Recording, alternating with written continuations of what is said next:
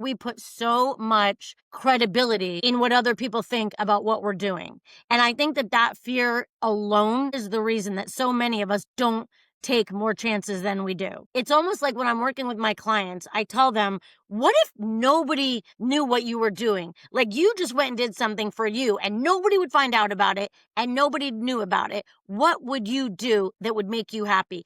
Because listen, me at my age, jumping into retail, there's a lot of thoughts that go along with that, right? Like, well, what if a friend I know walks into the store? What are they going to think? What are they going to say? Why is Randy working in a retail job, with all these young women? All my managers are in their late 20s. It's pretty funny. All my colleagues are young girls. I adore working with these girls. But if I were to let what other people think about me stop me, I would have never taken that job. And I know this is one of those things, Savannah, that is so much easier said than done, because we do worry about what other people think and what other people are saying.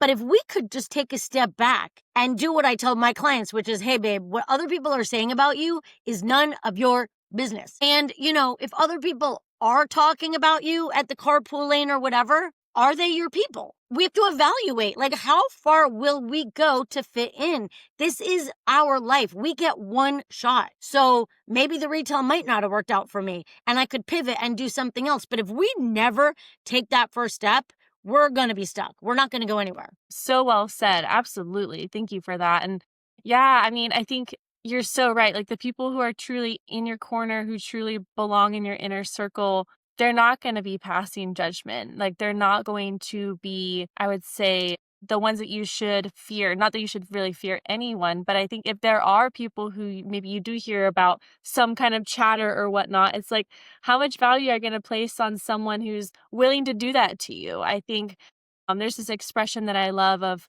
like, if people are talking behind your back, that's exactly where they belong, like behind you, essentially. Yes.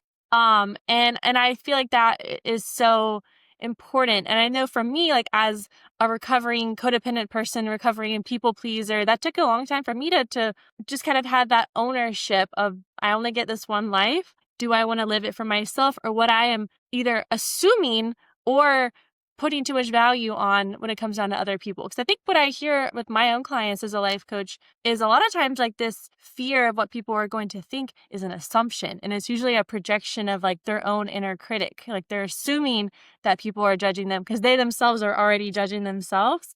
So I'm just curious, like what your thoughts are on that piece, like the self-compassion piece, like the inner critic piece. Well, I completely agree with what you're saying. And not to get too deep and crazy with this, but We if can you get as think deep and as crazy as you want. Listen, you're in okay, a safe space.